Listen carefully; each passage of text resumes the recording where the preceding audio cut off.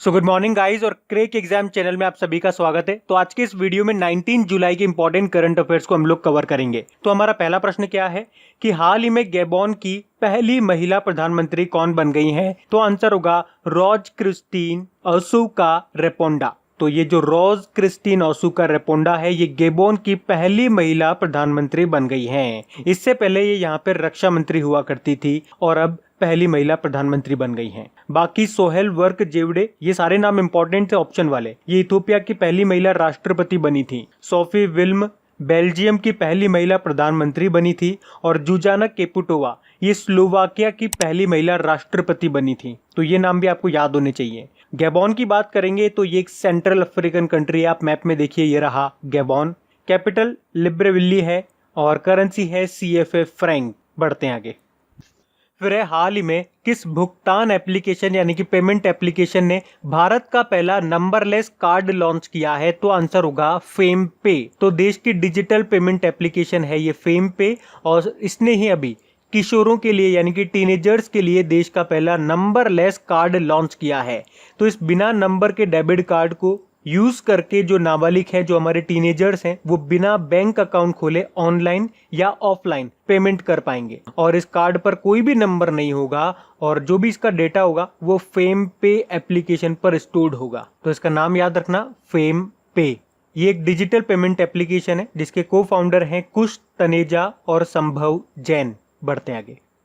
फिर है हाल ही में नेल्सन मंडेला डे कब मनाया गया? तो आंसर होगा 18 जुलाई को। तो यूनाइटेड नेशन हर साल 18 जुलाई को ये नेल्सन मंडेला डे के रूप में मनाता है। एक्चुअली में अंतरराष्ट्रीय स्तर पर लोकतंत्र के लिए संघर्ष और दुनिया भर में शांति को बढ़ावा देने में नेल्सन मंडेला जी का जो योगदान था, तो उन्हीं की याद में ये दिन मनाया जाता है। और 18 जुलाई को ही क्यों मनाते हैं?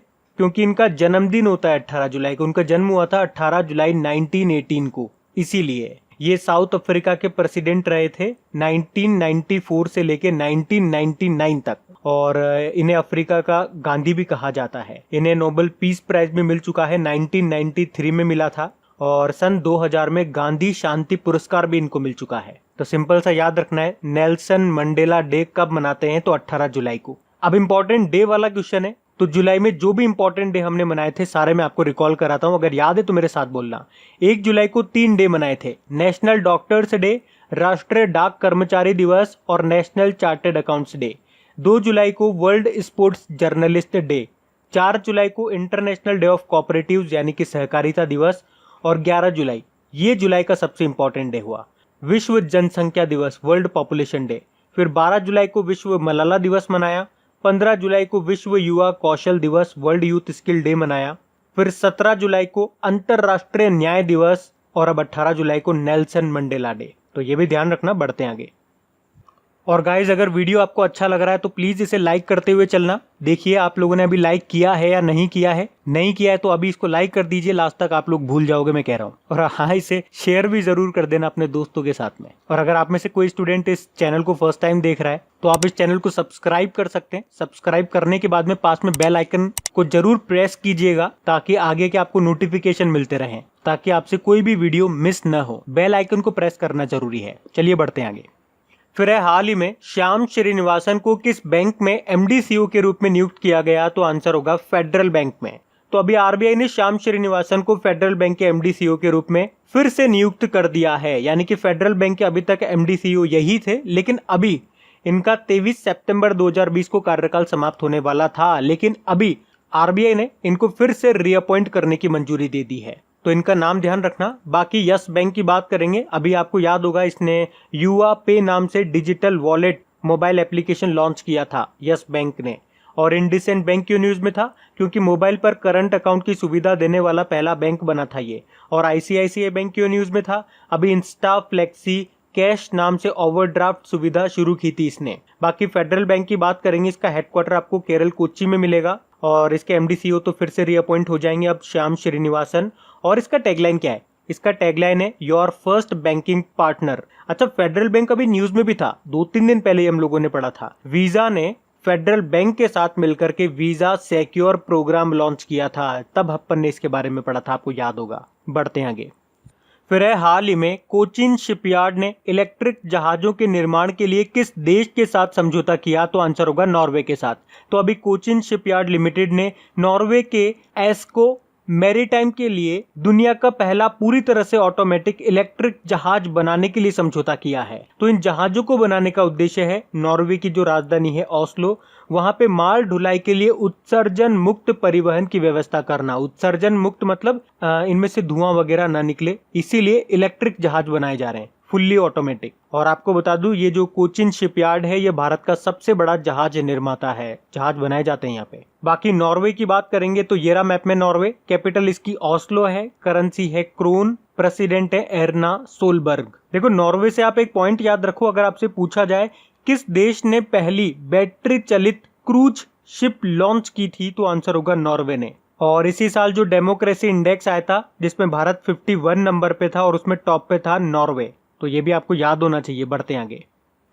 फिर एक किसे टोरंटो इंटरनेशनल फिल्म फेस्टिवल 2020 में ट्रिब्यूट एक्टर अवार्ड से सम्मानित किया जाएगा? तो आंसर होगा केट विंसलेट को। तो केट विंसलेट को टोरंटो इंटरनेशनल फिल्म फेस्टिवल 2020 जो इसी साल सितंबर में होगा, उसमें ट्रिब्यूट एक्टर अवार्ड से सम्मानित किया जाएगा। अच्छा, आपने टाइटैनिक मूवी देखी होगी, तो उसमें जो एक्ट्रेस थी वो यही थी, केट विंसलेट। अच्छा, टोरंटो इंटरनेशनल फिल्म फेस्टिवल से आपको एक प्रश्न याद आना चाहिए। हम लोगों ने पढ़ा था पिछले महीने ही कि प्रियंका चोपड़ा और जो फिल्म निर्माता है अनुराग कश्यप, इनको टोरंटो इंटरनेशनल फिल्म फेस्टिवल में एम्बेसडर के रूप में शामिल किया गया था। और इस बार का ये जो फिल्म फेस्टिवल होगा ये इसका 45वां एडिशन होगा। बाकी ड्वेन रॉक जॉनसन, अभी एक रिपोर्ट आई थी उसमें बताया था कि इंस्टाग्राम से सबसे ज्यादा कमाई करने वाले बने थे ये द रॉक, यानी कि ड्वेन रॉक जॉनसन। और क्लेयर कोनूर की बात करेंगे तो मैरिल बॉर्न क्रिकेट क्लब की अध्यक्ष बनने वाली पहली महिला होंगी ये। बाकी कार्मेन रेनहार्ट वर्ल्ड बैंक की चीफ इकोनॉमिस्ट बनी थी ये भी नाम ध्यान रखना। बढ़ते आगे। फिर है हाल ही में किसने IL-76 विमान के लिए P-7 हैवी ड्रॉप सिस्टम विकसित किया है, बनाया है? तो आंसर होगा डीआरडीओ ने। तो मेक इन इंडिया के तहत डीआरडीओ ने इस P-7 हैवी ड्रॉप सिस्टम को बनाया है। तो IL-76 विमान, यहाँ पे IL का मतलब होता है इल्यूशन IL-76, या इस कंप्लीट विमान को बोलते हैं गजराज। तो इस विमान से 7 टन वजन तक का कोई भी सामान बड़े आराम से आप गिरा पाओगे। मतलब 7 टन वजन तक का कोई भी व्हीकल हो गया, कोई भी गोला बारूद या कुछ भी ऐसी चीज हो गई जिसका इतना वजन है, तो आप इस विमान से उसे गिरा दो हवा में और वो आराम से नीचे आ जाएगा, मतलब टूटेगा नहीं नीचे आकर के। तो इस तरह का ये सिस्टम बनाया है। किसने बनाया? डीआरडीओ ने बनाया। अब डीआरडीओ ने बनाया तो डीआरडीओ के बारे में जान लेते हैं। डीआरडीओ मतलब होता है defence research and development organisation. स्थापना इसकी 1958 में हुई थी। और 1958 में किसकी और स्थापना हुई थी? नासा की भी। इसका हेडक्वार्टर नई दिल्ली में है। इसके अध्यक्ष का नाम है जी सतीश रेड्डी। और डीआरडीओ का मोटो क्या है? Strength origin is in science. अभी आपको याद होगा डीआरडीओ ने दिल्ली में अस्थायी कोविड अस्पताल बनाया था 1000 बेड का, मात्र 12 दिन में उसको बनाया था। और उस अस्पताल का नाम क्या रखा था? सरदार वल्लभ भाई पटेल कोविड-19 अस्पताल। और इसी से आप कंफ्यूज हो सकते हो। अगर वीकली वाला करंट अफेयर्स आपने देखा होगा हमारा, तो मैंने आपको बताया था दिल्ली सरकार ने भी 10,000 बेड वाला सबसे बड़ा कोविड अस्पताल बनाया है, जिसका नाम क्या रखा था? Sardar Patel Covid care centre. तो दोनों को अलग अलग याद रखना। डीआरडीओ ने बनाया अस्पताल, उसका नाम तो रखा है सरदार वल्लभ भाई पटेल कोविड-19 अस्पताल। और जो दिल्ली सरकार ने बनाया उसका नाम रखा है Sardar Patel Covid care centre. अभी डीआरडीओ ने सुरक्षा बलों की वर्दी, जो उनकी ड्रेस है, उसको कीटाणु रहित करने के लिए जर्मी क्लीन नाम से एक सैनिटाइजिंग चैम्बर भी बनाया था। बढ़ते आगे। फिर एक कौन सा राज्य वेस्ट टू एनर्जी नामक पहल के तहत कचरे से बिजली बनाएगा? तो आंसर होगा उत्तराखंड। तो अभी उत्तराखंड सरकार ने वेस्ट टू एनर्जी नामक पहल के तहत राज्य में जो कचरा निकलता है उससे बिजली बनाने का फैसला लिया है। तो इससे 2 फायदे हो जाएंगे, एक तो कचरे की समस्या खत्म हो जाएगी और दूसरी बिजली की कमी दूर हो जाएगी। अच्छा, वेस्ट टू एनर्जी से 2 पॉइंट मैं आपको याद दिलाता हूँ। आपको याद होगा अभी एनटीपीसी और इंडियन ऑयल कॉर्पोरेशन ने आपस में समझौता किया था दिल्ली के ओखला में वेस्ट टू एनर्जी प्लांट खोलने के लिए। उसके अलावा भारतीय रेलवे ने कहां पे वेस्ट टू एनर्जी प्लांट खोला है अपना? तो भुवनेश्वर में। तो वो भी ध्यान रखना। अब बात उत्तराखंड की है तो ये रहा मैप में उत्तराखंड। कैपिटल इसकी देहरादून है। इसके अलावा अभी इसकी समर कैपिटल भी बन गई है गैरसैंण। मुख्यमंत्री त्रिवेंद्र सिंह रावत, गवर्नर है बेबी रानी मौर्य। इसके अलावा याद रखना भारत का पहला लाइकेन पार्क ये आपका कहाँ पे बना है? उत्तराखंड के पिथौरागढ़ के मुनस्यारी में। इसके अलावा उत्तराखंड ने अपना सबसे बड़ा जैव विविधता पार्क भी बनाया है। अभी उत्तराखंड सरकार ने दृष्टि पोर्टल भी लॉन्च किया था, संपर्क दीदी मोबाइल एप्लीकेशन भी लॉन्च किया था। उसके अलावा भारत का पहला ग्लास फ्लोर सस्पेंशन ब्रिज ये आपके कहाँ पे बनाया जाएगा? ये ऋषिकेश में बनेगा, गंगा नदी पे। मतलब जो इसका फ्लोर होगा वो ग्लास का होगा, आप आर पार देख सकोगे। और कृषि भूमि को पट्टे यानी कि लीज पर देने वाला पहला राज्य भी आपका उत्तराखंड ही है। उत्तराखंड में आपको टिहरी डैम मिलेगा जो कि भागीरथी नदी पर है। ये काफी बार एग्जाम में पूछा जाता है। और उत्तराखंड में एक नेशनल पार्क भी बहुत एग्जाम में आता है, जिम कॉर्बेट नेशनल पार्क, जिसका पुराना नाम था हेली नेशनल पार्क। और जिम कॉर्बेट अभी न्यूज में भी था क्योंकि क्वारंटाइन फैसिलिटी बनी थी जानवरों के लिए यहाँ पे। उसके अलावा देश का दूसरा ट्यूलिप गार्डन ये आपके उत्तराखंड के पिथौरागढ़ में ही बनाया जाएगा। पहला तो आपको पता है जम्मू कश्मीर में है, श्रीनगर में, और वो भारत का ही नहीं पूरे एशिया का सबसे बड़ा ट्यूलिप गार्डन है। ट्यूलिप एक तरह का फूल होता है, तो इतना याद रखना। बढ़ते हैं आगे। फिर है, हाल ही में किस फुटबॉल खिलाड़ी ने मैनचेस्टर यूनिवर्सिटी से डॉक्टरेट की उपाधि प्राप्त की है? तो आंसर होगा मार्कस रैशफोर्ड को। तो इंग्लैंड के 22 साल के फुटबॉल प्लेयर हैं ये मार्कस रैशफोर्ड, और अभी ये मैनचेस्टर यूनिवर्सिटी से डॉक्टरेट की मानद उपाधि पाने वाले सबसे कम उम्र के व्यक्ति बन गए हैं। और इन्हें ये उपाधि बाल गरीबी के खिलाफ चलाई गई उनकी मुहिम के लिए दी जाएगी। अच्छा, फुटबॉल की बात है ना, तो फुटबॉल से 2 पॉइंट मैं आपको बताता हूँ। एक तो कल ही हम लोगों ने पढ़ा है, जो रियल मैड्रिड है उसने 34वीं बार ला लीगा 2020 का खिताब जीत लिया है। और ला लीगा से एक और पॉइंट मैंने आपको बताया था कि इस ला लीगा के इतिहास में एक ही सीजन में 20 गोल करने वाले पहले खिलाड़ी बन गए लियोनेल मेसी। इसके अलावा दूसरा पॉइंट क्या बताया था मैंने आपको कि लिवरपूल ने भी अभी इंग्लिश प्रीमियर लीग खिताब जीत लिया था, तो वो भी ध्यान रखें। बढ़ते हैं आगे। फिर है, हाल ही में चर्चा में रही मधु बाबू पेंशन योजना ये किस राज्य की है? तो आंसर होगा उड़ीसा की। अच्छा, ये अभी न्यूज में क्यों थी? क्योंकि अभी उड़ीसा के जो मुख्यमंत्री है नवीन पटनायक, उन्होंने कहा है कि राज्य के जो किन्नर हैं यानी कि जो ट्रांसजेंडर्स हैं उनको इस योजना में शामिल किया जाएगा। अब ये मधु बाबू पेंशन योजना है क्या? तो इस योजना में 60 साल के ऊपर के जो बुजुर्ग महिला, जो बुजुर्ग पुरुष हैं, इसके अलावा जो विधवाएं हैं और जो दिव्यांग जन है, उन हर किसी को हर महीने 500 रुपए दिए जाते हैं भत्ते के रूप में। जबकि 80 साल से ज्यादा उम्र के जो बुजुर्ग महिला और जो बुजुर्ग पुरुष हैं उनको 800 रुपए दिए जाते हैं। तो अब इसमें किन्नरों को भी शामिल कर लिया गया है, जिसमें उन्हें हर महीने 500 रुपए मिलेंगे। और अगर बुजुर्ग किन्नर है यानी कि काफी ओल्ड एज में ट्रांसजेंडर है, तो उन्हें 900 रुपए दिए जाएंगे भत्ते के रूप में। तो याद रखना, ये अभी न्यूज में थी, तो आपसे पूछा जा सकता है मधु बाबू पेंशन योजना ये किस राज्य की है? तो उड़ीसा की है। अब उड़ीसा की है तो ये रहा मैप में उड़ीसा, कैपिटल इसकी भुवनेश्वर है। आपको याद होगा इस साल जो खेलो इंडिया यूनिवर्सिटी गेम्स हुआ था, इसका पहला संस्करण यहीं पे हुआ था, जिसमें विजेता रही थी पंजाब यूनिवर्सिटी। उड़ीसा के मुख्यमंत्री का नाम है नवीन पटनायक, और नवीन पटनायक का नाम अभी 2 कारण से न्यूज में था।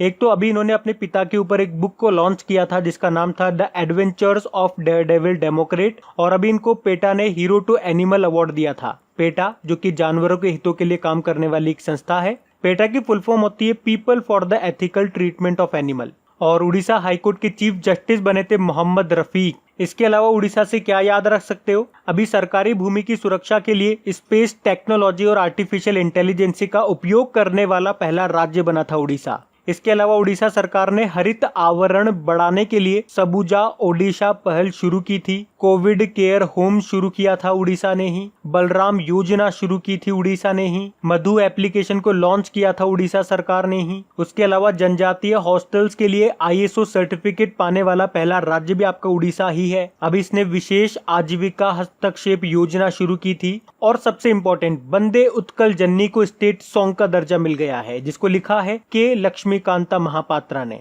इसके अलावा कुछ और क्वेश्चंस मैं आपको बताता हूं जो कि एग्जाम में आ चुके हैं, जैसे कि ब्लैक पगोडा टेम्पल किसको कहते हैं? तो कोणार्क सन टेम्पल को कहते हैं। और एग्जाम में एक बार ये भी आया था कि लॉन्गेस्ट डैम ऑफ इंडिया कौन सा है? तो हीराकुड डैम है, और ये आपके महानदी पर है। और ये भी एग्जाम में आ गया कि बाराबत्ती स्टेडियम ये कहाँ पर है? ये कटक उड़ीसा में है। इसके अलावा ये जो आप देख रहे हो ये है चिल्का लेक, भारत की सबसे बड़ी और दुनिया की दूसरी सबसे बड़ी खारे पानी की तटीय झील है, ये लगून झील भी बोलते हैं इसको, तो ये भी याद रखना। बढ़ते हैं आगे। फिर है, हाल ही में किसे SBI कार्ड्स का MD CEO बनाया गया है? तो आंसर होगा अश्विनी कुमार तिवारी को। तो अभी SBI cards and payment services ने अश्विनी कुमार तिवारी को अपना MD CEO के रूप में नियुक्त किया है। तो इनका नाम याद रखना। बाकी अभी रोशनी नादर मल्होत्रा के बारे में हमने कल ही पढ़ा था। HCL टेक्नोलॉजीज की नई चेयरपर्सन बनी है ये। और Dilip Oman steel authority of India के नए अध्यक्ष बने। और विक्रम पावह BMW ग्रुप इंडिया के अध्यक्ष बने थे। बाकी SBI के चेयरमैन तो आप जानते ही हो, रजनीश कुमार हैं। बढ़ते हैं आगे। फिर है हाल ही में अर्जुन अवार्डी रमेश टीकाराम का निधन हो गया। ये किस खेल से संबंधित है? तो आंसर होगा बैडमिंटन प्लेयर थे। तो अभी कोविड-19 के कारण अर्जुन अवार्ड से सम्मानित पैरा बैडमिंटन खिलाड़ी थे ये रमेश टीकाराम, और अभी इनका निधन हो गया। इन्होंने सन 2000 में विकलांगों के लिए badminton sports association of India की स्थापना की थी, जिसे वर्तमान में यानी कि अभी para badminton association of India के रूप में जाना जाता है। तो गाइस अब बात करेंगे कल की वीडियो में पूछे गए प्रश्न के उत्तर की। तो कल की वीडियो में आपसे पूछा गया था किस राज्य के पोबा रिजर्व फॉरेस्ट को वन्य जीव अभ्यारण्य में अपग्रेड किया जाएगा? तो आंसर होगा असम। आप सभी ने प्रश्न का बिल्कुल सही उत्तर दिया है। और गाइस एक बार देख लीजिएगा, वीडियो को छोड़ने से पहले आपने इस वीडियो को लाइक तो कर दिया है ना? अगर नहीं करा है तो प्लीज इसे लाइक जरूर कर देना और शेयर जरूर कर देना अपने दोस्तों के साथ में। कम से कम एक स्टडी ग्रुप में तो शेयर कर दिया करो। तो गाइस इन सभी क्वेश्चंस का क्विज बना करके मैंने एप्लीकेशन पे अपलोड कर दिया है। तो अगर आपने वीडियो बिल्कुल ध्यान से देख लिया है तो वहां जाइए और इन सभी क्वेश्चंस का आप प्रैक्टिस लगा लीजिए, ताकि ये सारे क्वेश्चंस आपको अच्छी तरीके से याद हो जाए। और जो नए स्टूडेंट इसे पहली बार देख रहे हैं, आपको बता दूं कि क्विज में अब रैंकिंग फीचर भी ऐड हो चुका है। तो अगर आप कम समय में ज्यादा से ज्यादा क्वेश्चन राइट करते हो तो आपका नाम आपके फोटो के साथ टॉप 10 स्टूडेंट्स में आपको दिखाई देगा। आपको ही नहीं, जितने भी लोग क्विज लगाएंगे उन सबको दिखाई देगा कुछ इस तरीके से, ताकि आपको भी एक अंदर से मोटिवेशन मिल सके कि आपको भी यहां तक पहुंचना है, ताकि सब लोग आपको टॉप 10 में देख सकें।